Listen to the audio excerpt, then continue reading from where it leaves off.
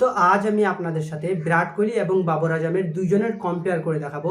বিরাট কোহলির আইপিএলে এবং বাবর আজমের পিএসএলে। আমি কোনো ইন্টারন্যাশনালের সঙ্গে কম্পেয়ার করছি না, আমি শুধু পিএসএল এবং আইপিএল এই দুজনাকে নিয়ে কম্পেয়ার করব।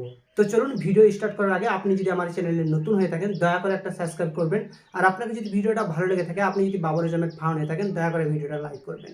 পাকিস্তান সুপার লিগ এখানে 9 সিজন খেলা হয়েছে। 9 সিজনের মধ্যে কিন্তু বাবর আজম 3বার হাইয়েস্ট স্কোরার হয়েছে, যেখানে এটা বিশাল বড় একটা ব্যাপার। 33% রেশিও বিশাল একটা ব্যাপার, মানে 3বার পিএসএলে সে সবার থেকে বেশি রান করেছে, আর সেটা এখনো পর্যন্ত কোনো ব্যাটম্যান 2বারের বেশি করে দেখাতে পারেনি।